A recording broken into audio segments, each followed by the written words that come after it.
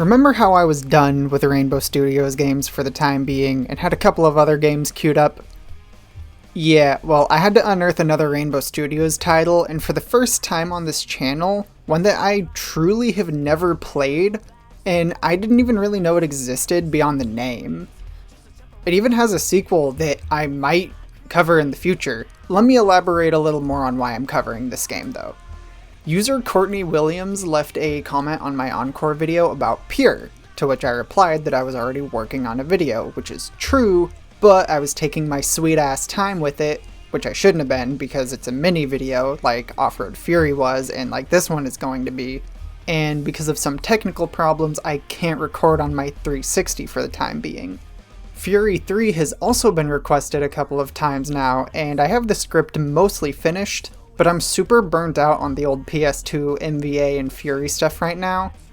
I've really been wanting to just sit down and play Legends, and I don't really have any video-worthy ideas for it outside of the monthly updates, but I was totally down to try something brand new, which brings us to this video. So without further delay, here it is.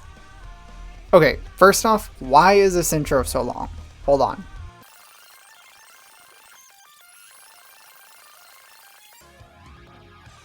Okay, there we go.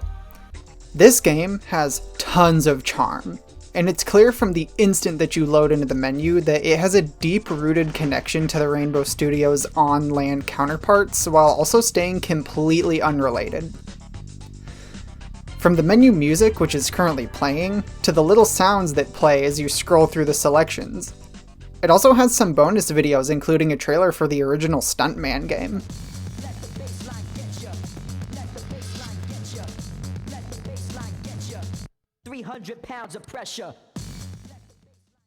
Another big deviation is the way customization works.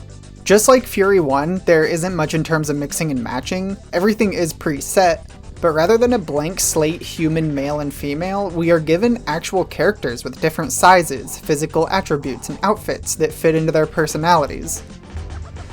Every character even has a little bio for you to read if you are into that, and for beating a career mode as one of the characters, you will also unlock a special video at the end for them.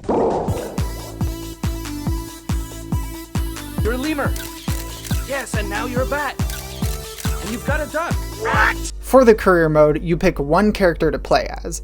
I went with Haley, because, once you pick a character, you have to play as them until you beat other racers in head-to-head races. Once you do, they are now on your team and can be used in that playthrough, which I didn't actually realize. There are 3 career modes: easy, normal, and hard. I ended up just doing the easy mode since I didn't know what to expect, and I wish I would have just done normal now since the easy career doesn't take you to all the courses, and I didn't really want to go through all 12 of the courses I had already done again. The tracks in this game are really cool and fun. They are built for the game's mechanics very well and have obstacles that require you to dive under the water to avoid little floating platforms and jumping out of the water over rocks and terrain. Littered around the tracks are floating tokens that you can pick up to unlock wetsuits for your characters, which is an interesting way to go about it, but I only picked up one, and only plan on doing the one playthrough, so I'm not super worried about getting all the cosmetic stuff.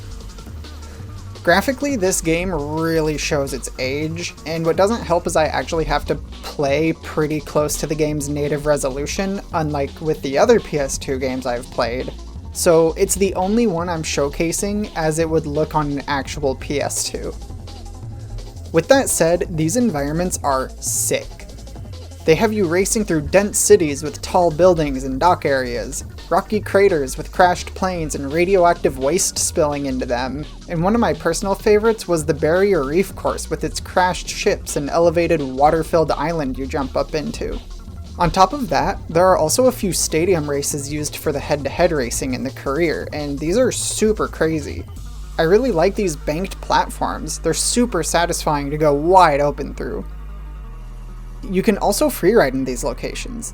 It works just like in Fury, where there aren't actually any track reset boundaries, but it will always point you back and tell you to follow the course. This game also has by far the creepiest out-of-bounds cannonball in any Rainbow game.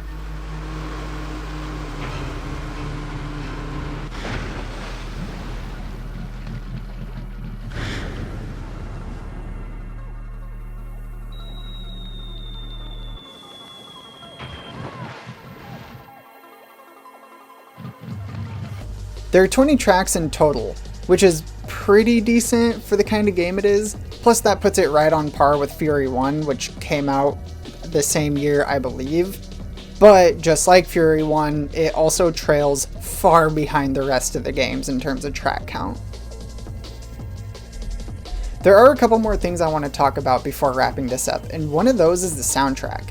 It's extremely hit or miss for me. And by hit or miss, I mean I literally only liked 2 songs in the entire soundtrack, those being The Rock Show and You've Got a Crush on Me, which Blink-182 is a band I like, and the Donnas are one of my favorite bands ever, up there with Strung Out, so to say I'm biased towards this one would be a severe understatement. Okay, post-script writing, I also found out there is a song by KMFDM, which I never heard the entire time I played, so there is one more song I really like. I'm super disappointed I didn't hear it while playing though. The last thing, then I'm gonna wrap this up. Remember that little video I showed you earlier for winning the championship as Haley? Well, some of these are completely off the rails and pretty funny. I'm gonna leave a video link in the description so you guys can go and check them all out if you want. This game was surprisingly good, and I'm super happy I had the chance to sit down and do a quick playthrough. I would absolutely recommend anybody that still has a PS2 lying around to go out and grab a copy of this game and give it a try for yourself. If you do though, play the tutorial. I promise, it's not going to take long and it will help you immensely. What games would you like to see me cover? Please let me know in the comments. I'm going to do my best to do sub 10-minute videos from here on out, but if there's a game that really warrants another long-form video like the MX vs ATV ones, I'll look into it. As always, thank you for watching and see you next time.